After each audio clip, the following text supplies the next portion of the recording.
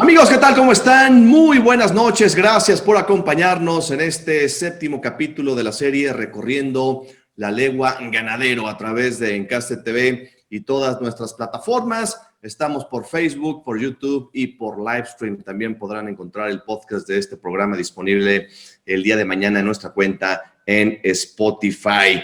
Y hoy toca el turno hablar de Querétaro. Importantísimo estado de la República Mexicana, importantísimo estado ganadero de Bravo en la República Mexicana, y dos ganaderos nos honran con su presencia esta noche aquí en Encaste TV, en Recorriendo la Legua Ganadero. Y vamos a saludar a nuestros invitados, y si me permiten comenzar con Francisco Aguilar, de la ganadería de El Batán. Mi querido Francisco, antes que otra cosa, enviarte un muy fuerte abrazo y decirte que este programa se lo vamos a dedicar al matador de toros, ganadero, don Gavino Aguilar, que hace unos días se nos adelantó en el paseillo. Así que esta emisión es dedicada para el matador de toros, Gavino Aguilar. Un fuerte abrazo, Francisco, nuestro reconocimiento por estar con nosotros, por echar para adelante, y qué mejor manera de recordar a tu padre que hablando de toros. Vamos a hablar de la ganadería queretana, pero recibe un muy fuerte abrazo, mi querido Francisco. Muchas gracias. Ahora sí que en la tradición taurina siempre va por orden de antigüedad. Debió de haber abierto con don Javier, porque aquí esto es de tradiciones también, y nuestro reconocimiento siempre. Muchas gracias por sus palabras extensivas a toda mi familia, que seguramente nos estarán viendo y escuchando, y saben la pasión que tenemos por esto. Gracias. Fuerte abrazo. Y saludamos a don Javier Garfia Sitges. Don Javier, bienvenido. ¿Cómo le va? Muy buenas noches. Gracias por acompañarnos. Muchísimas gracias. Es siempre muy grato tener esta oportunidad de intercambiar impresiones con algunos compañeros y de seguir fomentando la afición. Les agradezco mucho, Carlos y Belén. Igual, Francisco, siento mucho lo de tu señor padre, recibe un fuerte abrazo. A los demás compañeros del equipo, Rafael y José Luis, igualmente les agradezco mucho que nos hayan dado este privilegio de poder intercambiar impresiones con ustedes. ¿Cómo estás, Belén Vázquez? Muy buenas noches. Muy buenas noches, muchas gracias. Me uno al abrazo por parte de todo el equipo, para toda la familia Ganadero. Francisco, gracias por echar para adelante hoy con nosotros y poder hablar de toros. Teníamos muchas ganas de hacer este programa. Querétaro, un estado tan ganadero, tanto que contarnos. Javier Garfias, un honor tenerlo en Encaste TV nuevamente. Rafael Anaya, ¿cómo estás, Rafa? Muy buenas noches. Hola Carlos, ¿cómo estás? Muy buenas noches, qué gusto saludarte nuevamente. Saludo a mis compañeros, a nuestros invitados, a la afición que nos sigue acompañando por este apasionante recorrido por el campo bravo mexicano. Y Francisco, evidentemente me uno a las condolencias de tu señor padre, un tipazo, faro de muchos toreros. En fin, ya lo estaremos platicando, y vaya mano a mano que nos espera el día de hoy. Sirva este espacio como sencillo y humilde reconocimiento para ambos ganaderos. Bienvenidos, buenas noches. Gracias. José Luis Martínez, Tote, ¿cómo estás, Tote? Buenas noches. Hola, Carlos, buenas noches a todo el equipo, a toda la gente que nos escucha. Y bueno, dos ganaderos creo que de alta experiencia y que nos van a sumar mucho a toda la afición que tenemos ganas de aprender. Bien, y si les parece, vamos con el video que nos manda esta semana la AMTAC y la Asociación Nacional de Criadores de Toros de Lidia. Vamos a conocer lo que es Querétaro en el Toro Bravo.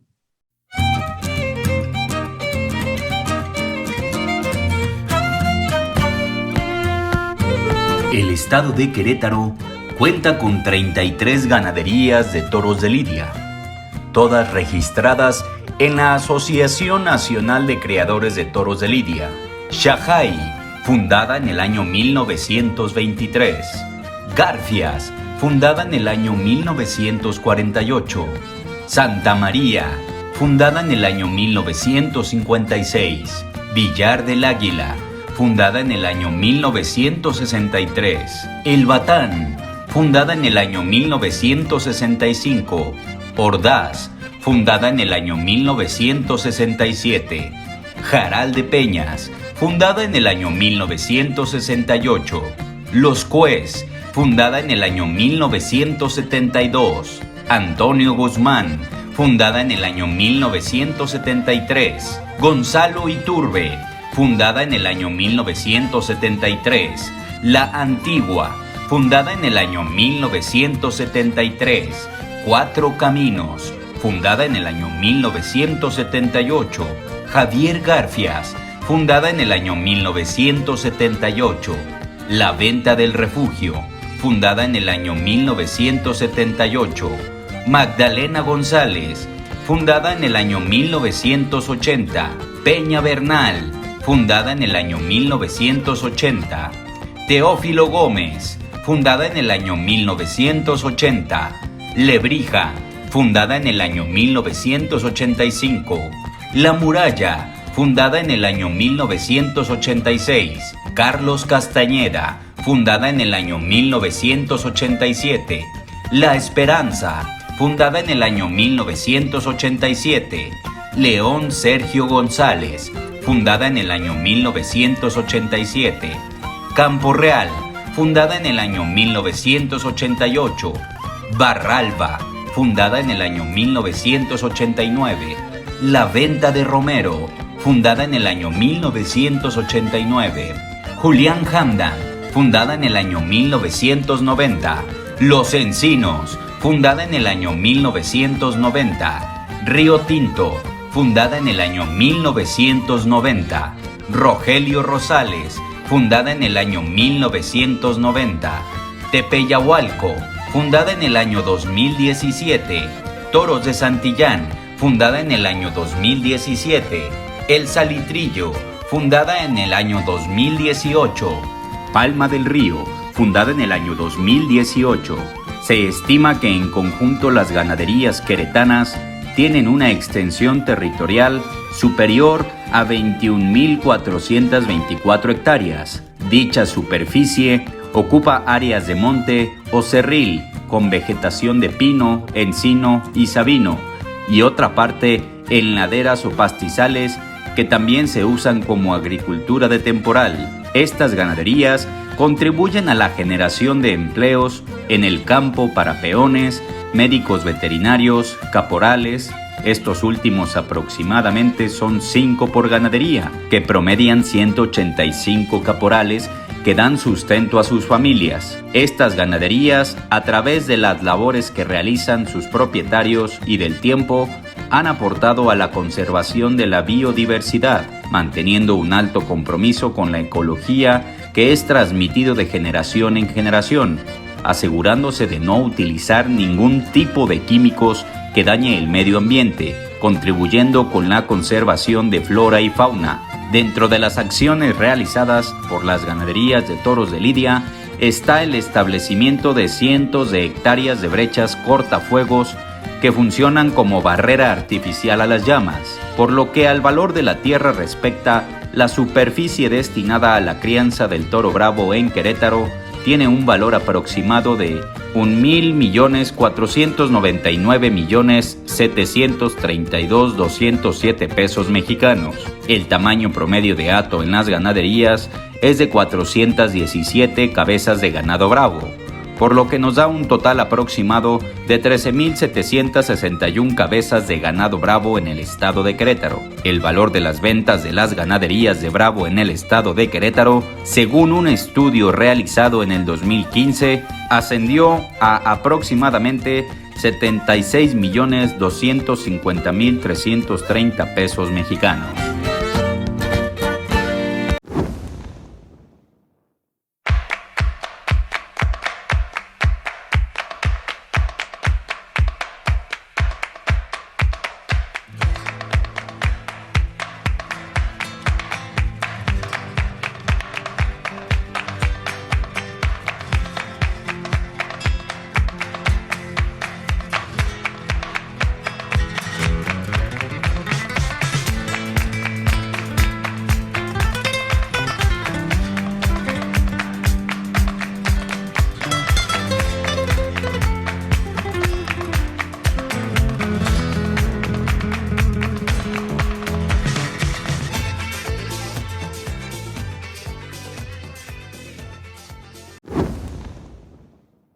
Gran video, gracias Alan Taque, a la Asociación Nacional de Creadores de Toros de Lidia.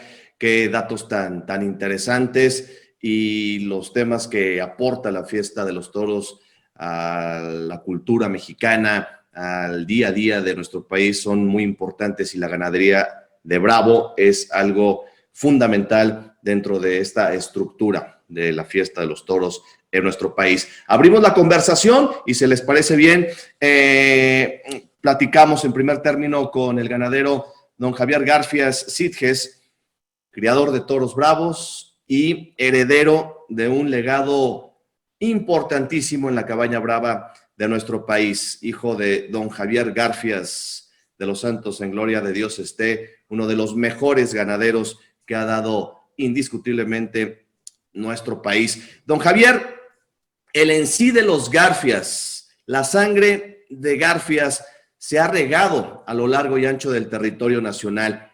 Yo sí creo que Garfias es un encaste y es uno de los encastes más importantes que tiene el campo bravo en México. Quiero decirte que mi señor padre inició esto en el año 1948 y que pues empezó con vacas de Santo Domingo, luego añadió vacas de Torrecilla y posteriormente se consolidó con la ganadería de San Mateo y después de pues un buen tiempo, llamémosle que tuvo sus momentos muy grandes en el año 70 a 80 y definitivamente tiene una personalidad propia la ganadería como algunos otros ganaderos lo han podido lograr y consideraría que definitivamente sí tiene un encaste, reconociendo desde luego el origen y la ayuda que en su momento otros señores mayores aficionados a los toros, ganaderos, le permitieron pues adquirir ganado, rentar sementales, comprar sementales e ir haciendo su propio encaste. La verdad es que estamos hablando de que hay una estadística de aproximadamente 290 sementales vendidos en la vida de mi señor padre a muchas ganaderías mexicanas, algunas en Venezuela y Perú, y yo diría que una gran parte de la ganadería mexicana tiene definitivamente sangre de Garfias, sobre todo diseminada a través de lo que compró y alcanzó a dispersar José Chafik, y que junto con Miaja pues hicieron una gran aportación a muchas ganaderías mexicanas. Y nosotros, al menos por mi parte, a raíz del fallecimiento de mi señor padre en el año 2005, pues ya de manera muy puntual, nosotros intentamos seguir la huella de esta afición y esta misión que tenemos como aficionados y apasionados de la fiesta de toros. Y no es lo mismo cuando mi papá llegaba a lidiar 15 corridas de toros al año a que yo lidie 2 o 3, pero no importa, estamos en el camino y pues de aquí para adelante ya estamos en posibilidades de tener un poco más de variedad y ir teniendo las metas que poco a poco vamos consiguiendo. En fin, a grandes rasgos, eso es lo que estamos haciendo ahora. Francisco, ¿cuál es la responsabilidad, lo que se tiene que hacer como un hijo que recibe una ganadería y darle esa continuidad a un proyecto que comienza tu padre? Primero que nada, no es personal, es de mi madre todavía y de mis hermanos, que aquí es una familia unida, taurina. Cada uno participa de su manera y en sus actividades en la ganadería. Si bien me tocó acompañar más en la parte de cosas ganaderas a mi papá, porque nos unía mucho el toro. Realmente pues es la pasión por esto, ¿no? Mis hermanos participan activamente siempre en herraderos, en tiendas, etcétera, etcétera. Entonces, creo que esa parte, pues nos toca seguir esto, nos toca echar para adelante. Él quería que estuviéramos aquí hoy porque lo platiqué con él y me dijo, tú dale, dale para adelante, no te pares. Estaba muy ilusionado en poder escuchar lo que decíamos. Yo sé que lo está haciendo en algún lugar y esperemos honrar la memoria, ¿no? Trabajar arduamente porque esto continúe, porque pues, la situación no está fácil. El mundo del toro está cambiando muy rápido. Esta pandemia nos ha pegado durísimo a todos los ganaderos, creo que a nivel mundial, y no somos la excepción. Y esto, pues hay temporadas que ante la adversidad todavía hay que sacar la casta más y más y más. Crecerse el castigo, y aquí estamos participando y queremos seguir este legado, esta parte que nos toca continuar y echarle las ganas del mundo. La verdad es que eso es lo que nos enseñaron y a eso es lo que vamos a seguir. Rafael Anaya.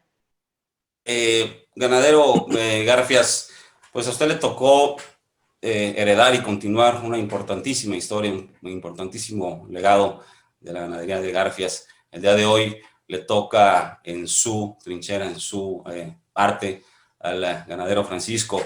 ¿Se puede dar consejos de un ganadero a otro? ¿Qué es lo que viene? ¿Cuáles son los retos? Usted que yo lo he vivido y ahora que empieza Francisco, quizás con sus nuevas ideas o inquietudes o objetivos, que cuando se va la cabeza de alguna empresa, pues quizás pueda haber inquietudes de hacer cosas distintas. ¿Se puede dar consejos de ganadero a ganadero?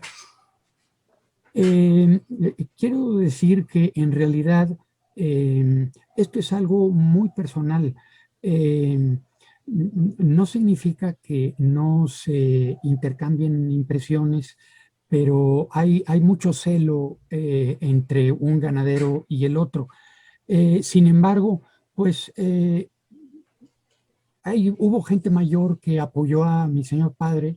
Lo de menos es que nosotros, como herederos de lo que hicieron ellos, pues también ayudemos y demos consejos a otras personas para que pues tomen una línea, un derrotero distinto. Quiero también manifestar que la ganadería de Garfias ahora se dividió en lo que es los cues, y que la maneja mi hermana Ángela junto con Raúl Lebrija, que tiene otra ganadería, y a su vez mi sobrino Raúl Lebrija Garfias, y tengo otro hermano, Pedro Garfias, pero pues prácticamente no lidia y pues tiene muy poco ganado.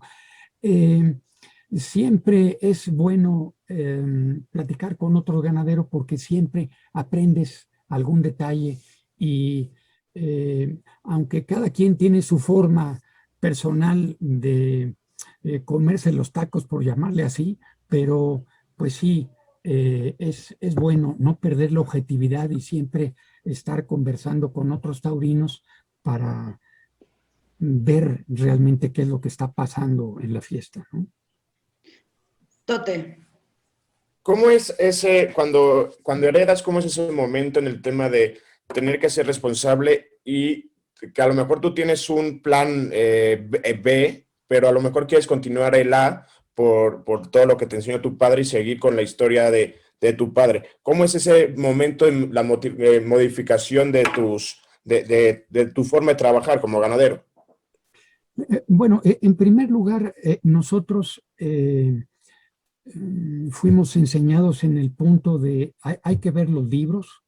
Tenemos libros de San Mateo desde 1908. Prácticamente yo sé más del árbol genealógico de mis vacas que de mi propia familia. Pero una vez de ver el libro y de ver la tienda y de ver el tipo, pues hay que tener diversas familias. La familia de los cocineros, de las ventiladoras, de las zapitas, y teniendo familia tienes oportunidad de estar dividiendo las cosas. Hay sementales que luego nos funcionan muy bien, pero no puede toda la descendencia estar cargada a un solo semental. Entonces necesitas probar un poquito las cosas y ya le vas poniendo la pimienta o lo que consideras que es pues el ideal del toro que estás buscando, con un poquito más de codicia y bravura, o con un poco de pues docilidad, mansedumbre y facilidad, porque luego pues hay que estar mezclando las cosas y ya es cosa personal de cada quien, pero el toro bueno objetivamente siempre va a ser aquel que facilita las cosas al torero, por más de que sea difícil, pues tragarle los primeros muletazos porque sea un poco áspero o complicado, pero el toro bueno siempre se entrega y sigue pues dando de sí y yendo a más. Francisco, ¿cómo era el día a día del matador Gavino Aguilar como ganadero? Todo el tiempo pensando en el toro. Realmente, desde que amanecía, su primera actividad era hablar al rancho para ver cómo habían amanecido, que si todo estaba bien. Desayunaba y emprendía camino para allá, o emprendíamos cuando podíamos estar juntos. Y desde muy temprano, muy trabajador, siempre muy disciplinado, un hombre que tenía las cosas muy bien hechas, muy bien cuadradas, muy bien documentadas, a pesar de que a él nadie le enseñó, esto lo fue aprendiendo a lo largo de la marcha, y ese es el día a día. Realmente mi papá llegaba y pues agarrar su camioneta y a darle la vuelta y a dar de comer, a hacer mil cosas que hay que hacer diarias en una ganadería. Si no es una fuga de agua, es un cercado, y si no es un cercado, es un nacimiento, y si no es una vacunación, una desparasitación, puede ser apartar a un animal, puede ser, vaya, ahí la ganadería te brinda esas posibilidades de que no es un trabajo monótono. Diario tienes algo diferente que hacer, diario. Y puedes hacerla hasta de bombero, ¿no? También, a nosotros nos toca mucho estar lidiando con estas cosas, pero bueno, aprende uno muchas cosas, y ese es el día a día. Mi papá regresa a casa a las, no sé, 6, 7 de la tarde, y cuando veníamos juntos, pues igual, veníamos 8 o 9 de la noche. Ahora sí que era pues de sol a sol, ¿no? Dependiendo de las actividades que tuviéramos que hacer. Ese es el trabajo.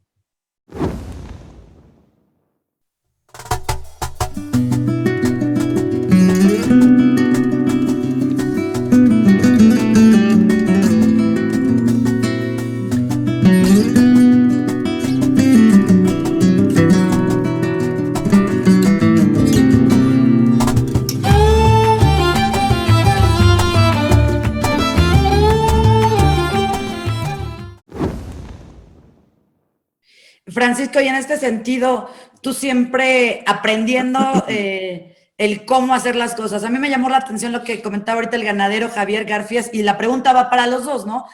Esta alquimia que acaba de mencionar, si le ponemos un poquito de esto y otro poquito de esto, por los libros, por cómo ven en los comportamientos en la plaza, en la de tientas, pero Francisco Aguilar, cuéntanos del Batán, y a ver si ahorita Javier Garfias nos cuenta que sé un poquito esta parte entre los libros y la intuición, la famosa intuición que deben tener los ganaderos para ir llevando la ganadería como quieres que te resulte. ¿Cómo funciona esto, Francisco?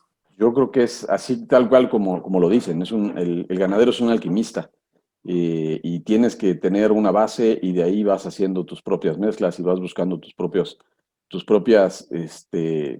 cruzas para ver qué es lo que estás buscando, el toro que tú quieres, el toro que a ti te represente y que te des un espectáculo que a fin de cuentas pues es un espectáculo para el público, ¿no? Pero el primero tiene que ser el toro. Sin toro no hay fiesta, y sin toro no hay nada. Entonces creo que esa base pues tiene que ser criada y guiada en esa manera, y poder transmitir al público, a la gente del tendido, a la gente que paga un boleto, a la gente que hace el favor de ir a hacer una presencia a una plaza de toros, a un festival, a una novillada, a tantas cosas, ¿no?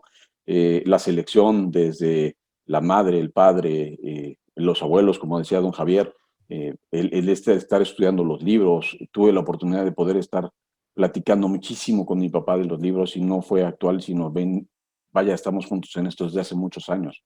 Entonces, pues vaya, cuando él me permitió también poder empezar a entender los libros, ya tiene varios años, ya tiene muchos años más bien, pues ir conociendo esos secretos, ¿no? Esto con esto, aquí, esto para por aquí, esto es lo que, mira, esto es lo que yo quiero aquí, y ese diálogo que hay en el día a día, cuando tú vas en el coche, cuando vas montado a caballo, cuando tienes esas oportunidades que el campo te da y que el día a día te presenta, ¿no? Eso es muy bonito y es la parte que más se disfruta y más se apasiona uno con esto, ¿no? El ir conociendo el porqué, las vacas, etcétera, etcétera. Eso es muy bonito. Rafa. Ganaderos, me regreso un poquito a lo que hablaban hace un momento de la alquimia y que nos platicaran qué significa refrescar la sangre, qué es el famoso refresco y en qué momento se busca y se hace en la ganadería. Don Francisco, por favor. No, don Javier, por orden de antigüedad. Bueno, yo en realidad quiero decirte que mi señor padre empezó básicamente con, como mencionaba, con lo de Santo Domingo, luego las vacas de Torrecilla, luego lo de San Mateo, y combinando estas tres orígenes, llegó a consolidar una ganadería propia y prácticamente no ha, al día de hoy, no padrió ni he padreado ningún otro semental que no venga de la ganadería de San Mateo. Él tuvo oportunidad, haciendo mención a lo que comentaban anteriormente, de intercambiar impresiones y sementales con José Chafik Hamdam, y le prestaba unos toros, mi papá a su vez le prestaba otros toros, y se hacía de varias ramas, y lo importante es tener varias ramas para tener oportunidad de estar manejando diversos comportamientos de los toros.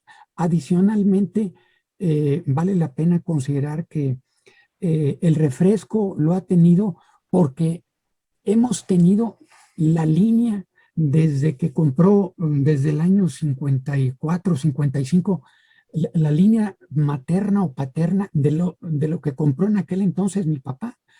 Y algunas otras líneas que le faltaban a él adquirir, pues las adquirió con este intercambio, pero el refresco ha sido del mismo origen de lo que adquirió mi papá. Hay otros ganaderos, compañeros, que prácticamente han adquirido otras encastes completamente distintos, pero pues nosotros tenemos aquí historia de 100 años o más, y eso te da mucha idea de qué es lo que estás haciendo.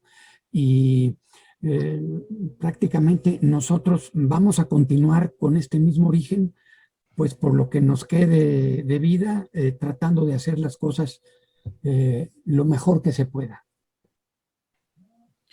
Paco.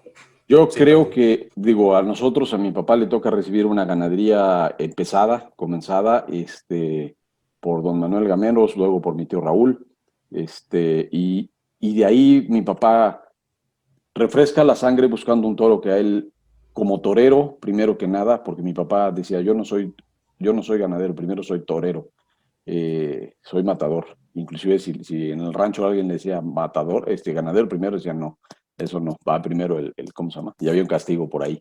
Entonces, digo, ahí la parte de mi papá era el empezar a buscar él su propio toro, haciendo sus refrescos con lo que él creía y que afortunadamente pues las cosas se le dieron y han venido caminando desde hace muchos años, buscando un toro que dé esa emotividad. Y yo creo que los atinos que se tienen los ganaderos es hacer esos refrescos en un momento indicado, cuando la ganadería, cuando el sentimiento, cuando lo que tú estás viendo de resultados de tus toros en las plazas, en las becerras, en las plazas de tienda, pues que te están dando los resultados que vas buscando, ¿no? Realmente, digo, que yo ahorita tenga en la mente, pues son 5 o 6 diferentes que llegaron con diferentes características y que tiene ya algunos años que realmente pues no metemos absolutamente nada, ya todo es, ya tenemos sementales propios, que esto lleva muchísimos años, el poder ir teniendo esa selección propia, el poder decir, ahora sí ya estoy a gusto con esto, más nunca creo que se debe estar uno cerrado a buscar una nueva posibilidad el día de mañana, ¿no? Porque pues, las cosas son dinámicas y va cambiando el entorno y las condiciones, etcétera, etcétera. La fiesta va cambiando, los gustos, etcétera, etcétera. Entonces creo que esos son momentos que se tienen que ir evaluando y participando, viendo diario tus animales, como decía don Javier, la ganadería es un ejercicio diario de observación. Si no es una cosa, es otra, y eso se tiene que transmitir en la plaza el día de mañana, ¿no? Ese es para nosotros, eso es el reflejo, el encontrar ese punto exacto y que además la fortuna te dé la dicha de que te pueda hacer, ¿cómo se llama? Que pueda ligar, porque muchas veces tú puedes decir, me traigo algo muy bueno con algo muy bueno y pues debe de dar bueno y eso no existe. El que se case una muy guapa con un muy guapo, pues no siempre es el más guapo el resultado, ¿no? O el más valiente con la más valiente, pues no. Ese tipo de cosas, pues la naturaleza hace su trabajo. Pregunta para los dos ganaderos. Don Javier, perdón, quería decir algo. Adelante, don Javier. Perdón, yo quería comentar un detalle que es muy encomiable de Francisco. Recuerdo que mi papá mencionaba mucho un toro que toreó Gabino Aguilar en Guadalajara, de las primeras corridas que toreaba, que lidiaba mi papá, y le encantó el toro a Gabino Aguilar, lo bordó y mi papá estaba fascinado. Entonces tiene la característica, la ganadería del Batán, que la hizo un matador de toros. Y a veces el matador de toros tiene otro concepto distinto y pues generalmente no daba resultado. Tenemos a Lorenzo Garza que se hizo ganadero y pues no le dio resultado, pero esta es una honrorísima excepción, desde luego. Por ejemplo, el niño en la capea como ganadero, Javier Bernaldo, y quizás algunos otros que se me escapan, pero como matador de toros uno tiene pues una sensibilidad especial que aporta a la ganadería, pero que también es una desventaja de cierta manera porque uno va al toro en un momento dado que le gusta más al torero, cuando el ganadero pues puede tener otro concepto distinto, ¿no? Perdón, no sé qué opine Francisco. No, don Javier, estoy completamente de acuerdo. Esa era una anécdota muy bonita de mi papá, de pegarle a aquellos naturales parado en los medios a ese toro cárdeno claro que era de origen Garfias. Y mi papá me cuenta que, por ejemplo, la primera vuelta al ruedo que dio don Javier fue con mi papá. Así es. Sí. Y ese tipo de cosas, hoy por hoy, estamos aquí los dos, son circunstancias y casualidades de la vida, ¿no? Estamos dos que siguen en la línea y aquí estamos. Y realmente, pues este tipo de convivencia es muy buena. Hemos logrado en Querétaro un acercamiento de ganaderos, de pláticas y de interacción que antes, pues yo creo que cuando menos yo no conocía aquí en Querétaro, y que pues todos nos han abierto las puertas. Entonces ha sido muy bonito esta etapa y compartir este tipo de experiencias son padrísimas. Y hablando de Querétaro, pregunta para los dos ganaderos. Las características de clima, de vegetación, de fauna que hay en el campo bravo queretano y particularmente en sus casas ganaderas, don Javier. Bueno, el campo queretano es un poco duro. En esta época de seca e invierno es bastante complicado. Al menos a la altura en donde estoy yo, por ejemplo, Francisco está más más alto de donde estamos nosotros. Bueno, tenemos oportunidad de tener nopal, podemos chamuscar nopal y ayudar al ganado con eso, además de pues estar comprando algo de alimento, de materia seca para que puedan rumiar y luego nos ayudamos con un poquito de ganado manso para poder pues tener algún pequeño ingreso adicional y poder sacar los ranchos adelante, porque como bien manifestaba Francisco, pues con la pandemia no las hemos visto duras, pero pues ya estamos metidos hasta la coronilla y Dios mediante vamos a seguir. Sin embargo, es un terreno también muy noble, pequeñas lluvias que nos caen y empiezan a salir el pastito que luego ocasiona problemas a los animales porque todos quieren comerse el pastito, pero como está muy verde, pues tiene que madurarse para que puedan asimilarlo bien, pero nos ha ido bastante bien, la verdad. Francisco. Bueno, el campo en Querétaro realmente está muy, muy unido, estamos muy cerca, a diferencia de ganaderías que la extensión territorial es mucho más grande por estado. Aquí realmente hacemos, pues a lo mucho haremos 1 hora de una ganadería a otra, a la más lejana, ¿no? Entonces, ese tipo de cosas, inclusive con estas características, pues podemos ir desde, nosotros estamos en la parte más alta, estamos alrededor de 2.600 metros sobre nivel de mar, y que podemos bajar a lo mejor hasta los 1.400 más o menos en otra ganadería aquí en Querétaro. Y esto te da una diversidad de clima y de condiciones en suelos, ¿cómo se llama? En vegetación, como bien decía don Javier, hay quienes tienen más nopal, nosotros no tenemos más nopal, tenemos mucho más pastizal que tenemos que cuidar.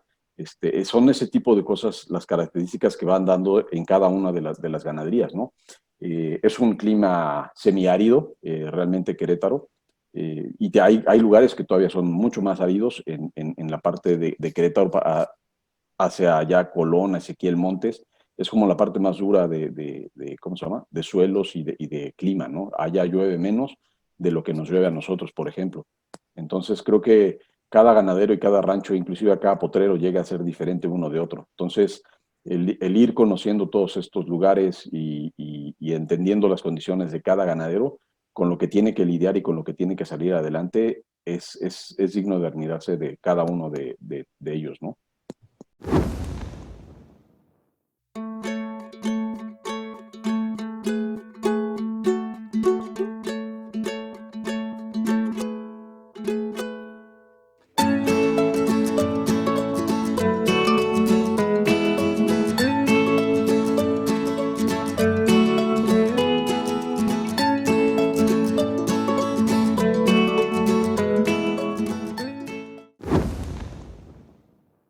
Tote. 2 preguntas. Primero, la primera para ambos, ¿cuál es la labor de un manso en la ganadería? Y la segunda es, ¿qué ventajas tiene o desventajas tener una mayor o menor altura cuando el toro llega a la plaza de toros? Don Javier. Bueno, el tener el ganado manso te ayuda porque es la madrina que le acompaña al toro bravo para moverlos de un lugar a otro, y como pues el hombre luego se inspira, entre otras cosas, en la mujer, bueno, pues el toro ve una vaca brava o mansa y pues se va detrás. Y ayuda bastante en que el toro se atempere en su actitud y puedas manejarlo con un poco más de docilidad, independientemente de que luego hay toros que nosotros les mencionamos cruzados, hijo de una vaca mansa con un toro bravo, y luego los castras para que te sirvan precisamente de manejo los bueyes. Y por lo que se refiere a Incluso eso lo utilizan mucho para los jaripeos, los toros le llaman media sangre. Perdón, me comentabas otra cosa, José Luis, que estaba pensando. ¿Qué otra cosa me comentaste? Perdón. Los Lo de la suelos. altura, que qué ventajas o desventajas hay cuando hay una mayor o menor altura, cuando el toro llega a una corrida. Definitivamente, el toro a nivel del mar tiene mucho más oxigenación y más juego. El toro en la Plaza México es muy alto y es bastante complicado. Y el toro tiene que tener raza para que pueda embestir con 460 kilos o más y que te aguante 40 muletazos. Pero normalmente los toros, bueno, antes en Acapulco, ahora pues en Cancún, Mérida, Vallarta, tienen normalmente mayor juego, por llamarle así, mayor desenvolvimiento. Al menos es la experiencia de lo que yo he visto. No sé qué opine Francisco. Es correcto, la altitud, pues sí, tiene mucho que ver. Por ejemplo, los atletas se preparan a grandes altitudes, boxeadores y todo van a correr y al centro Otomí, y donde hacen base para llegar en las mejores condiciones posibles, ¿no? Inclusive, pues el toro también tiene esa parte. Como dice don Javier, pues no es lo mismo lidiar en México que lidiar en Mérida, por ejemplo. Las condiciones son muy diferentes en cuanto a la altitud y el desempeño del animal, porque a fin de cuentas el toro es un atleta. Entonces, como tal, lo tenemos que ver y esas partes son que poco se conocen y que son importantes conocer, darlas a conocer, ¿no? Buena pregunta. Sí. Yo quería preguntarles, Francisco, hace rato mencionabas que ha habido una mejor convivencia entre los ganaderos de Querétaro. No, yo creo que debe haber una razón porque les guste tener ganaderías en las tierras queretanas. Obviamente la ubicación, 33 ganaderías. ¿Cómo se le hace como delegado para tener esta unión con todo lo que también comentó don Javier de los celos y todo lo que puede existir, pero llegarlos a unir y decir, vamos por el bien de la fiesta del toro bravo queretano, ¿no? ¿Cómo se hace esta unión entre ganaderos? Creo que me tocó ser partícipe de esta parte muy bonita, porque realmente el campo tiene mucho que ofrecer y mucho que dar. Y cada ganadería, como decía don Javier, guarda celos de sus libros, en su historia, en su día a día, ¿no? Pero cuando nos empezamos a juntar y esto, pues realmente fue con una énfasis de aquí no vamos a convencer a nadie de otras cosas. Aquí cada quien va a seguir, ¿cómo se va manejando sus cosas a lo que mejore o lo que, como a su conveniencia, ¿no? Pero creo que esa convivencia se ha logrado, el poder juntarnos de vez en cuando, hasta a veces vía Zoom, para platicar, para decir, oye, hay este tipo de cosas por aquí, hay este apoyo, hay muchas cosas que puedan ir funcionando, ¿no? Y yo creo que la unión hace la fuerza y como pues, representante aquí en Querétaro y todo, pues ha sido una labor dura porque no es lo mismo también llegar con estos señorones a tratar de que pues, un joven pueda llegar, ya no tan joven, pero que pueda llegar a tratar de unirlos, ¿no? Y les agradezco a todos mis compañeros la apertura que han tenido para conmigo y creo que ha funcionado, se han hecho cosas bien interesantes aquí en Querétaro. Fuimos el primer estado al que nos permitieron aretar con ciniga a nosotros mismos, porque esto era una cosa federal, hasta que no traje al mero de ciniga y le expliqué cómo era el manejo del ganado bravo. Inclusive nos dieron la aprobación de poder aretar nada más con el botón, ¿no? Entonces, son cosas que se han hecho aquí en Querétaro, se han trabajado. Yo creo que somos el estado con más animales aretados bajo el programa de gobierno, que realmente ha facilitado también el movimiento hacia las plazas de toros, de este tipo de ganado. Y bueno, esa parte ha sido muy, muy, muy agradable. ¿Aretar con qué ganadero, perdón? Es un arete amarillo que se llama Okay. el sistema de identificación. Sí, es sí. el arete de ciniga, es un arete amarillo. Entonces, ese arete, lleva datos desde el origen, cuándo nació, etcétera, etcétera, ¿no? Por si algún día una campaña de vacunación o algún brote pueda surgir, pueda el gobierno dar la rastreabilidad hacia el origen de ese animal, ¿no? Okay. Pero decía arete de botón. Sí, el ganado debe de llevar por ley 2 aretes, uno bandera, que es una banderita que trae un número, y hay uno redondito que tienen en la otra oreja, y ese es el que nos dejan nada más poner ese para lidiar en plazas. Porque algo que le decíamos a estas personas es, oye, pues no sean gachos. Digo, ver a un animal bravo con una bandera, pues no es precisamente lo más bonito, ¿no? Entonces, lo más elegante y lo más digno para el toro de lidia. Ok.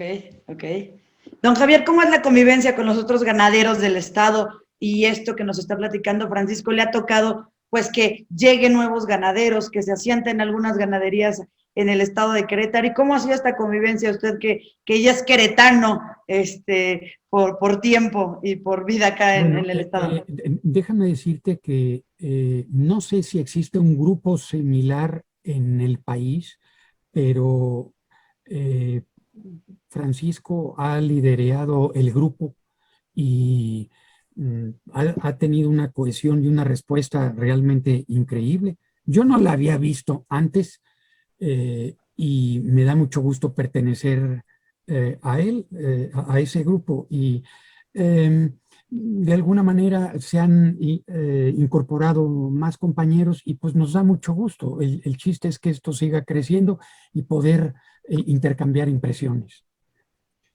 Rafa. Perdón. Perdón.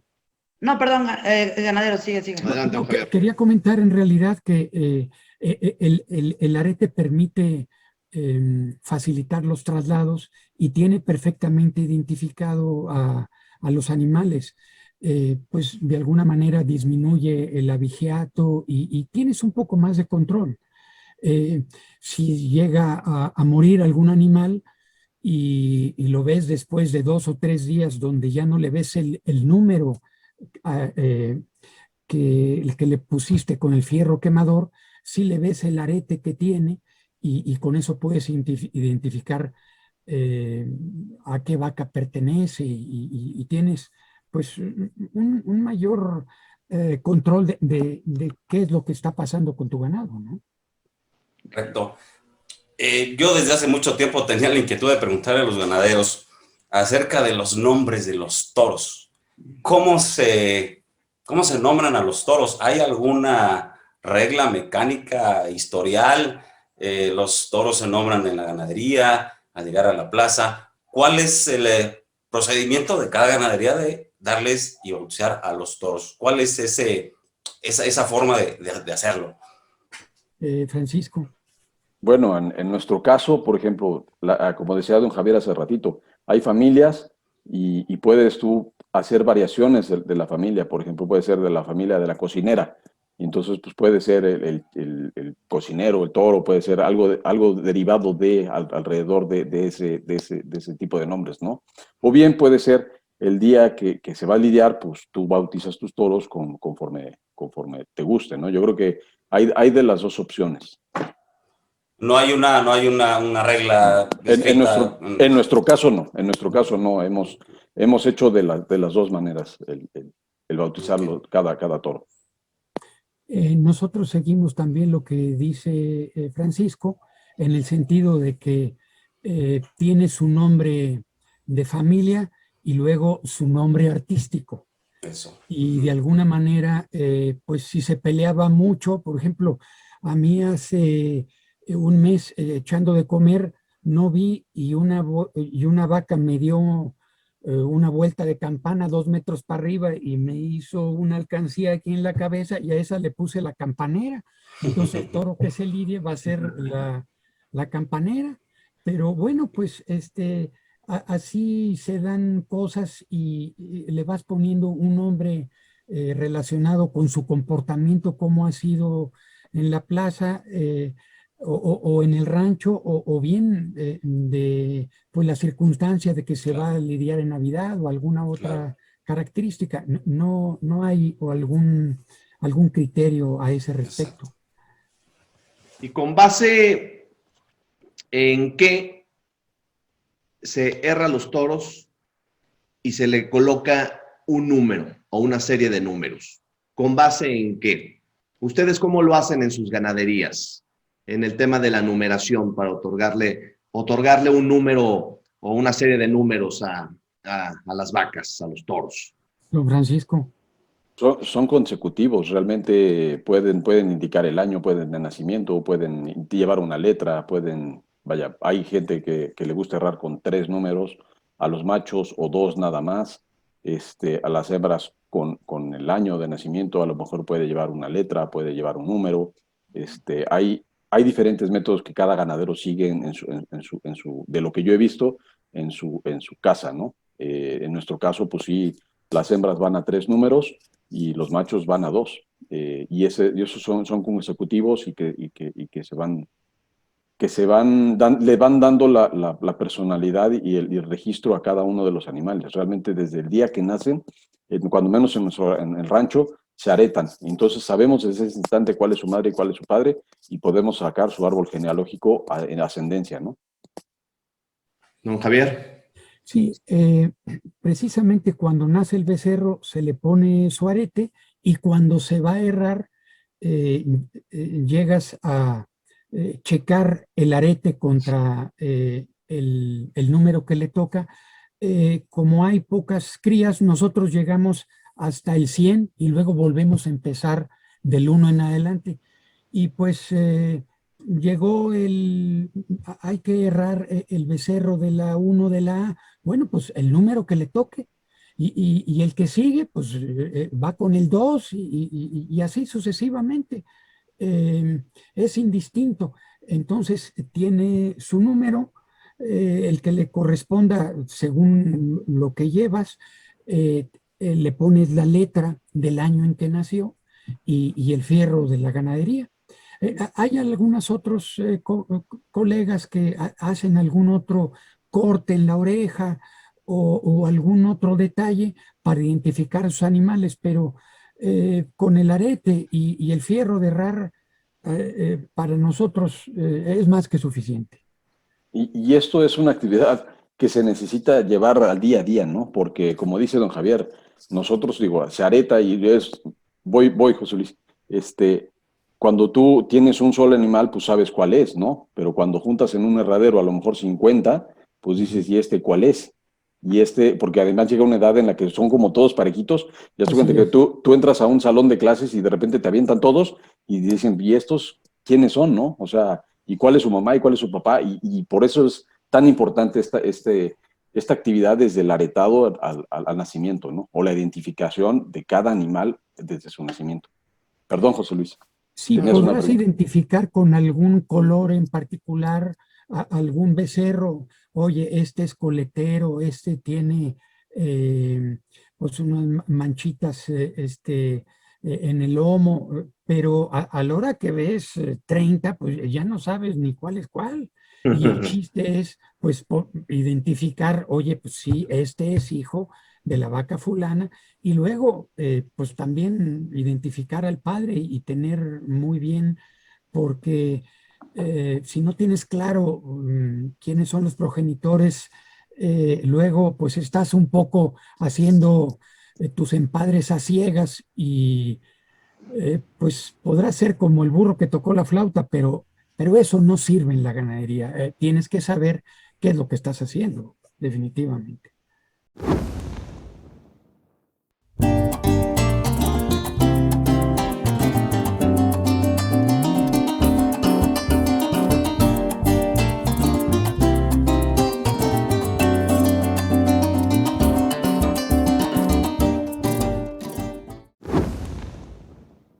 Yo quisiera hacerles una pregunta. ¿Se recuerdan que, bueno, con la pandemia apenas, afortunadamente, después del Torotón, ha habido algunos festejos en Huamantla y recientemente en Zacatecas?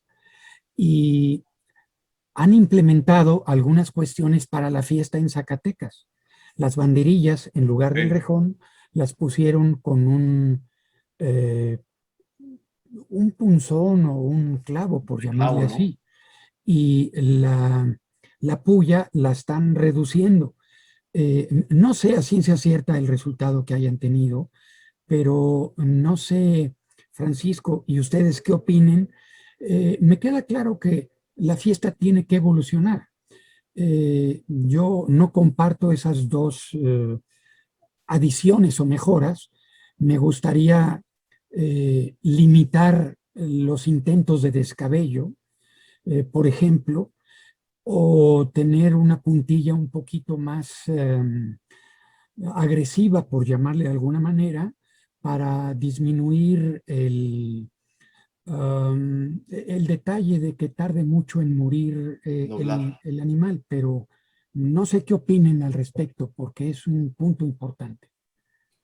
Pues ganadero, cuéntanos, Francisco, ¿qué opinas? Muy buena pregunta que hace don Javier Garfias. Pues aquí la verdad es que yo con todo esto no he tenido el tiempo ni de ver resultados, ni de ver noticias, ni de funciona o no funciona. Yo no he tenido algún comunicado de parte de, pues, de quien los está promoviendo para ver funciona o no funciona, es válido o no es válido. Vaya, son cosas que yo no conozco y no podría yo asegurar ahorita si evoluciona o no evoluciona de esa manera. No lo sé. O sea, creo que eso también pues, debe de ser un acuerdo del gremio, ¿no? ¿Cómo se llama? Si es válido o no es válido, si funciona o no funciona. Yo en lo personal, yo no comparto con ese tipo de cosas porque creo que pues el toro, el que es bravo, donde quiera va a ser bravo. Definitivo. Y el que va a aguantar y ese tipo de cosas, ¿no? Sí, entonces yo estoy con don Javier en la parte de intentos de descabello, de tirarse a matar, de ese tipo de cosas que a lo mejor es otra posibilidad. Yo creo que son cosas que la tauromaquia tiene que ir evolucionando y son tantas cabezas en esto, pues cada ganadero es un mundo y cada torero es un mundo y cada plaza es un mundo y cada público es un diferente. Entonces, creo que buscar esa balanza entre todos es muy complicado, pero bueno, los intentos ahí están. ¿Qué resultados hay? No lo sé, los desconozco al 100%, pero bueno, hay que ver, ¿no? Yo creo que esa parte hay que conocerla y no descartarla también de así de tajo, sino pues yo no puedo opinar de algo que no he visto. Sí, a mí me parece que no es algo que yo creo que ahorita nos debamos de preocupar como Fiesta Brava, no es algo fundamental para una evolución y un atractivo hacia el público. Me parece que eso no es un tema fundamental para que el público se interese por los toros. Yo creo, y ahora que tenemos dos ganaderos aquí, que lo fundamental es ver toros bravos y ver toros que emocionen. Y si el toro emociona, todo lo demás, la gente y la afición responde, porque si el toro te causa esta emoción en la plaza, si el torero se entrega, pues la gente se entrega y no hay más que hacer. No hay que buscar, yo creo que muchas cuestiones para querer darle un giro a la fiesta hay que respetarla por su origen y entre más nos apeguemos a la esencia, creo que la fiesta va a tener más evolución. Ese es mi punto de vista. Sí, absolutamente de acuerdo. Como dicen por ahí, el buen perico donde quiera es verde. Claro. Y el detalle es que el toro bravo que va más y que lo pican, bueno, el toro sangra, se descongestiona, normalmente se crece, o bien puede salir dando coces y huyendo del castigo, pero bueno, es una prueba adicional que tiene el toro y el chiste es que supere las cosas. Hay estudios, no soy veterinario, donde dicen que no sufre el toro porque segrega unas sustancias, hormonas específicas que le disminuyen mucho el dolor. Me ha tocado ver que luego con las banderillas hay toros que, por llamarle así, berrean o lloran, y hay toros que ni se inmutan, haz de cuenta que no les hicieron absolutamente nada, pero no hay como ver un toro que se arranque de largo y que emocione, tenga codicia y que pues en realidad de espectáculo. Eso es lo que hace la diferencia. Sí, yo creo que en ese sentido la preocupación prioritaria debe ser la bravura, ¿no? Que tanto exigimos hoy como aficionados. Lo demás es pues un poco de aspirina, de curitas, de querer reducir el impacto visual de la sangre quizás que se da en la lidia y que va junto con pegado, si se me permite la expresión. Entonces yo creo que si se está pensando en que eso va a traer nuevos aficionados a las plazas, me parece que no es por ahí. yo creo que incluso hasta se puede correr el riesgo de que alejen y asusten a los aficionados actuales, que ya no vayan a un espectáculo como lo conocemos, que es una corrida de toros hecha y derecha. Y el aspecto de la muerte del toro tiene que ser fundamental. Los matadores, dicho con todo respeto, tienen que afilar la espada, tienen que matar a los toros para evitar esa imagen tan dantesca que es eternizarse en el descabello. Entonces yo creo que son temas que sí tenemos que defender nosotros como aficionados, pero que no se vaya diluyendo una fiesta para darle gusto yo no sé a quién, menos a los aficionados que gustan de la fiesta tal como es y la conocemos íntegra. Creo que muchas veces se pierde el que da el espectáculo es el toro, primero que nada. Es el que tenemos que cuidar y preservar, y los ganaderos los cuidamos los 4 años y medio, 5, los que sean, para que, por ejemplo, se embarquen un día antes en malas condiciones y que se lidien hasta el otro día cansados. Creo que ese tipo de cosas son las que podríamos también echarles un ojo, ¿no? Hay diferentes circunstancias por las que estas se dan, pero pues cuando sale un toro en plenitud a un ruedo, es el espectáculo más bonito que hay. Y la inteligencia la inteligencia del torero de poder pararse enfrente y descubrir lo que tiene ese animal dentro, eso creo que hace el espectáculo completo. Claro. Totalmente de acuerdo, ¿no? Y que no se nos olvide que la fiesta es de toros. Es la fiesta de los toros. Y el torero a hacer lo suyo y a ejercer el grado de matador de toros. Creo que cada uno tiene que hacer lo suyo, pero sí, indiscutiblemente. Cuando hay bravura, cuando hay emoción, cuando hay transmisión, cuando un toro impone en una plaza de toros, todo se acaba. Todo se acaba. Yo creo que los cambios son buenos, pero hay unos que no, ¿sabes? Yo eso de la puya y las banderillas estoy un poco en contra. Parece ser, por lo que escuché ayer en Zacatecas, que los toros no rompían, que no embestían bien. Y, o sea, son cosas, creo que lo de la muerte, creo que sí tiene que los toreros matar a la primera, porque creo que también es una falta de respeto al toro, y es la fiesta del toro, y el protagonista es el toro, y siempre tiene que haber la bravura. Los cambios son buenos, pero hay unos que creo que no son tan necesarios, porque quizás estás rompiendo hasta con la esencia de los toros.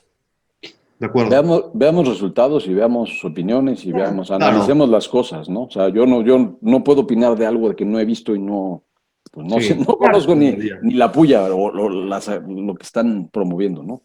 Claro. O estos intentos de, ¿cómo se llama? Y la verdad, nosotros como ganaderos tenemos la responsabilidad de cuando vamos a lidiar una novillada, un festival o una corrida de toros, pues mandar un toro presentable, hombre, bien comido, con sus astas normales.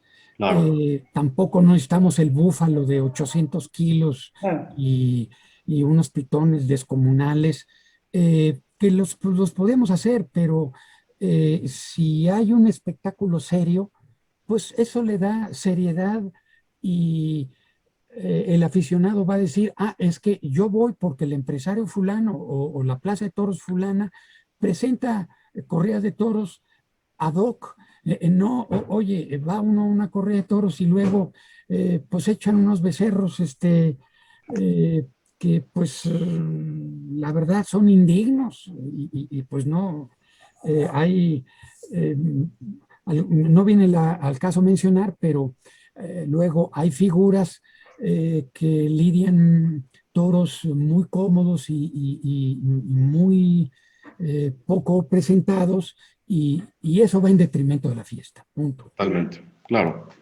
Pues qué interesante charla con mucho fondo de lo que es el campo bravo queretano en este capítulo número 7 de la serie Recorriendo la Legua Ganadero. Belén, nos vamos. Se nos acabó el tiempo, pero quiero agradecer. Se nos fue rapidísimo la hora. La verdad es que se nos fue rapidísimo, pero ya pasó la hora. Quiero agradecer, don Javier Gafias, Francisco, gracias por haber participado. Enhorabuena por el trabajo que se está haciendo en Querétaro, porque se siga dando de qué hablar de la ganadería queretana y que la gente siga conociendo, que yo creo que es lo más importante.